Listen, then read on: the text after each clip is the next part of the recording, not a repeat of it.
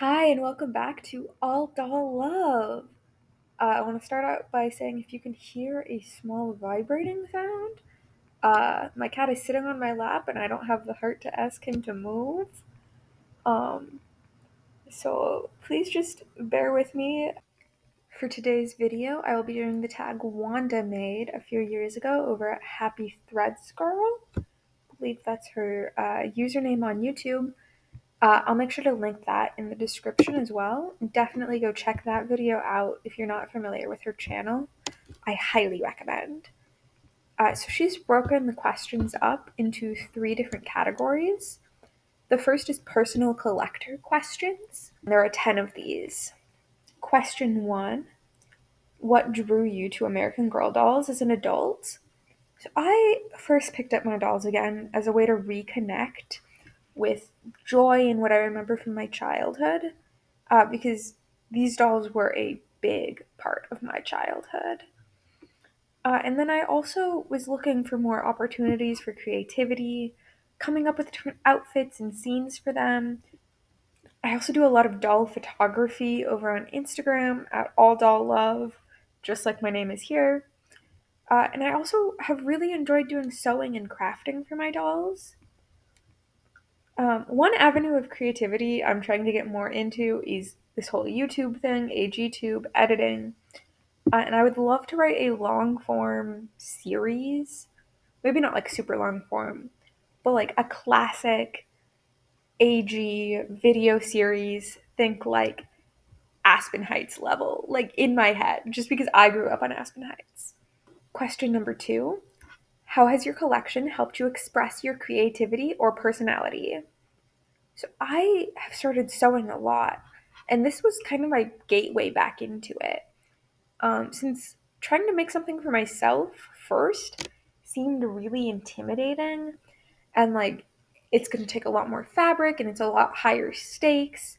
But if it's something for a doll and it doesn't really fit right, I can just like pin it, I can like do a little snip snip. It doesn't have to be the most practical thing, but made it a lot more approachable for me.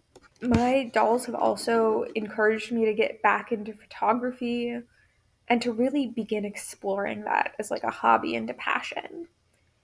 Additionally, like I mentioned before, I'm getting to start making videos because this is something I've always been like really curious about, but I've never quite wrapped my mind around how to do it. So bear with me, I'm learning as I go.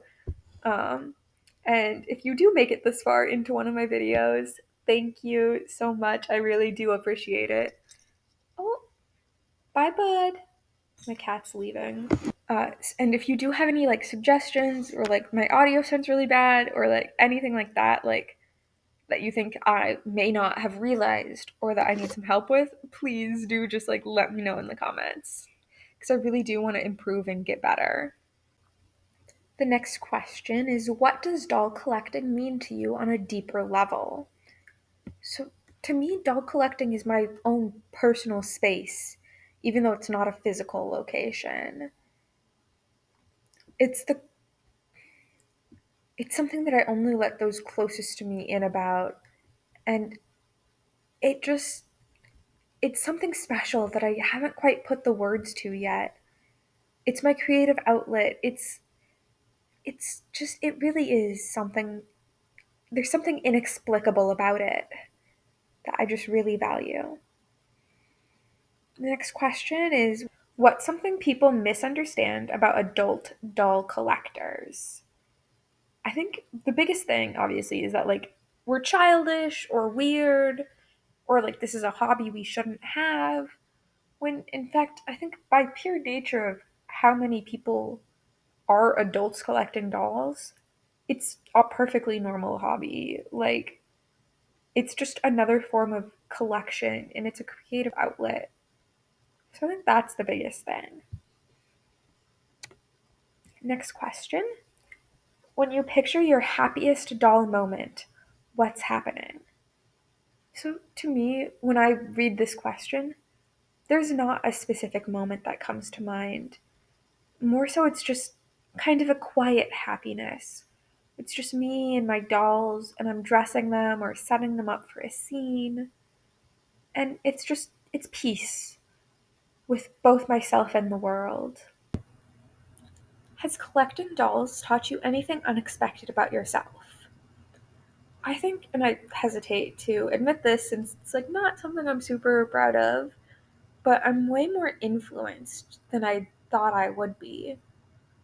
Like in terms of like what people are buying and like seeing hauls and stuff.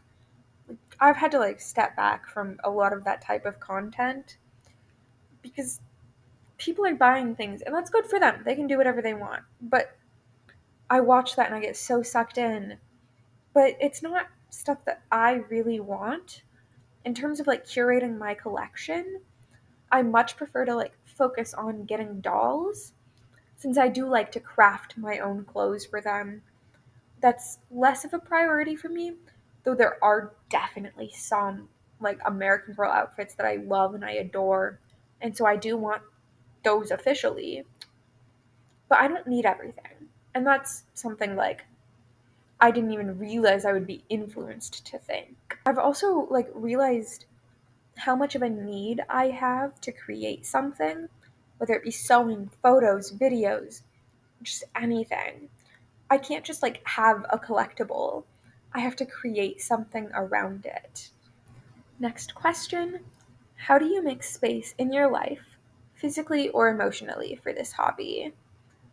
Physically, it's a lot harder after moving into an apartment than I initially thought, since the layout isn't what we initially thought it was going to be. Um, and I have also started merging collections with my partner, so we both have a lot of dolls, and together we have a lot more dolls.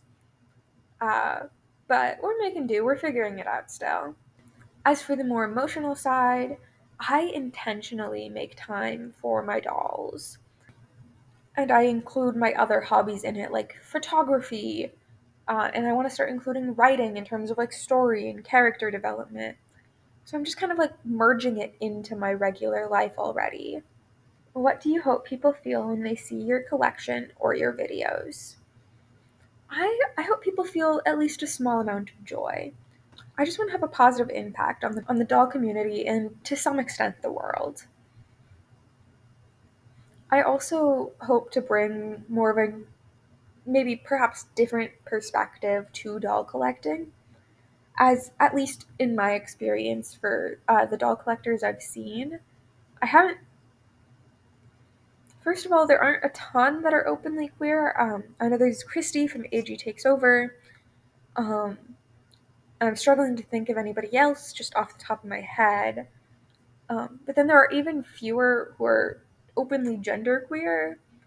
So I hope to just bring that perspective into the community in case there are any other trans or queer doll collectors out there who are worried about coming into this space. I just want to make it feel opening. The next question. What's something you've learned through storytelling with dolls? First, that there are so many perspectives out there, and of course, that's something I already knew, but it's something that really is exemplified through dolls and storytelling with them. Uh, because I'll never have a collection that represents everyone, and definitely not everyone perfectly, but I really do hope that everyone can see at least a piece of themselves in at least one of my dolls' stories. And the last question for this section. What kind of stories or feelings do you want your collection to represent? I want my collection to have a diversity of stories and for it to include all different types of people. I also want my collection to bring on a sense of joy and to be a place for escapism without ignorance. I don't want to just la di da pretend like the rest of the world isn't happening, but I want to use my collection as a way to focus on the good things that are happening and to emphasize some joy in the world. The next section of questions is about crafts and dollhouses. The first one is what's your favorite thing you've ever made for your dolls? So for me, this is definitely clothing items. I sewed this one black skirt that has Um, I sewed this one black skirt that has a glittery elastic waistband, which I think is really cute. I also made this skirt overall combo piece that's a little like blue and white plaid with little ladybugs on it. I made that specifically for Lainey and inspired by her.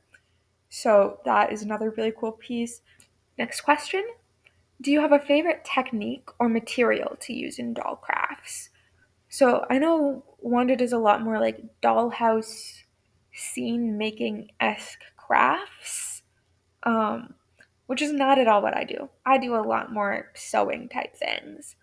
Um, but I also do some knitting, though I definitely, at least for now, prefer working with fabric. Um, since I've never made anything knitting that isn't flat, I do fully intend on starting to make a sweater soon though. So, like that, like a me-sized sweater, not a doll one. Though it is the first step to making doll-sized knitwear.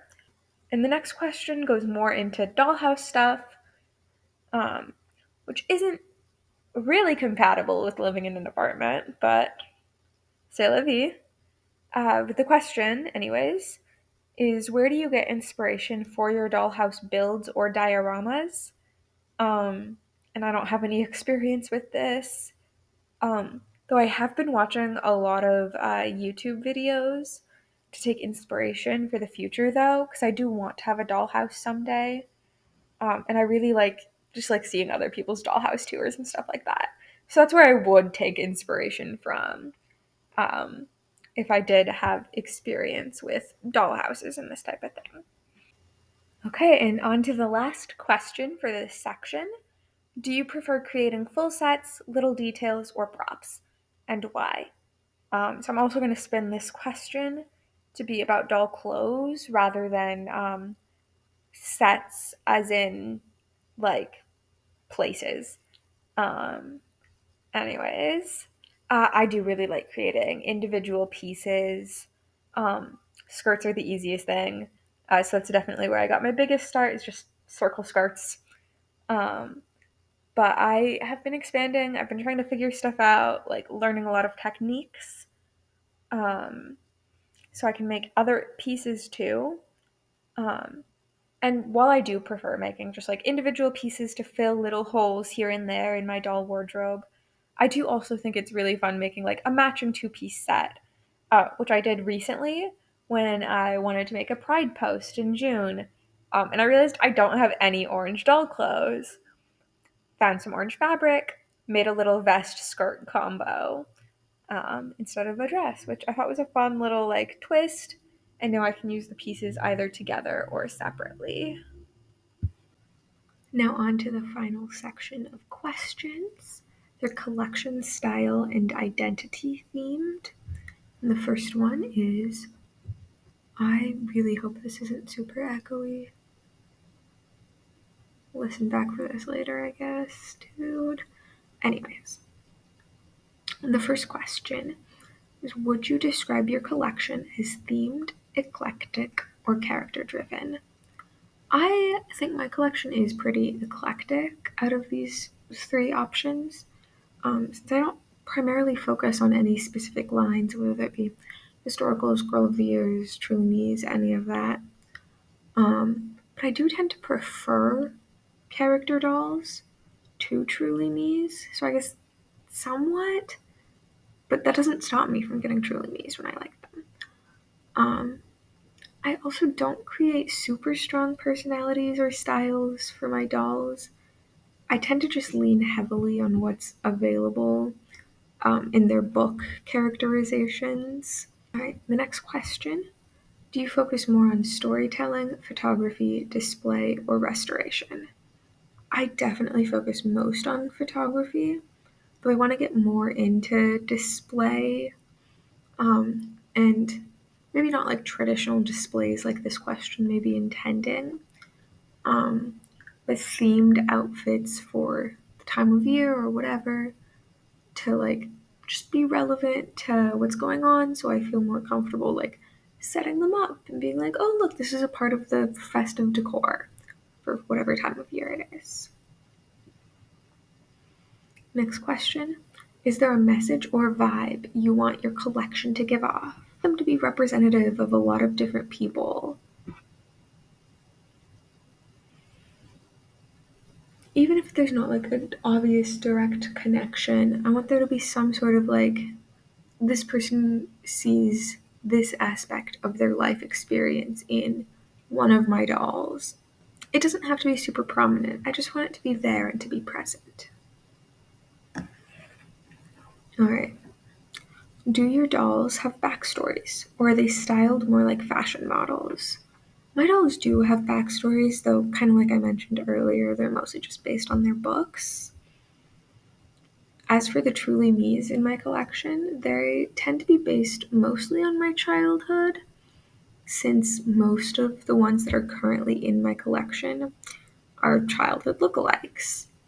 Otherwise, for Summer, my Truly Me 61, she is the one Truly Me currently in my collection who isn't a childhood lookalike. So I've kind of given her a personality that I feel like fills in some gaps in my collection, maybe explores different hobbies from the other girls, just as a means of bringing something different to the table. The next question is, if they do have backstories, what is one piece of lore that only you know? This is a question that was really hard for me thinking about it because, like I mentioned before, most of the backstory is based in the books or in my childhood. So, like, somebody's gonna know pretty much all of that. Um, but circling back to Summer, I have kind of given her more internal conflict about how she wants to like stand out from the crowd so she doesn't get overlooked. And I think in a sense that kind of does tie into her role as like a Truly Me that wasn't a lookalike in my collection. All right, final question. How do you decide when a doll belongs in your collection? For the character dolls, it's usually because I like her story, or there's something about it that really connects with me, or something that applies to the character dolls and the Truly Me's is if they have a really unique look and they fill what I think is some sort of like void in my collection. Notably, the next two, well, I say the next two as if I've gotten a Truly Me doll in the past decade. The two dolls that are Truly Me's that I would want to add to my collection are 121 and 132 because I feel like they both look fairly unique and they wouldn't be overlapping with something already in my collection. So that brings us to the end of the video. I hope you enjoyed. If you managed to sit through this whole thing, I really do genuinely want to say thank you. And I will be back in 2 weeks with another video. Alright, bye bye.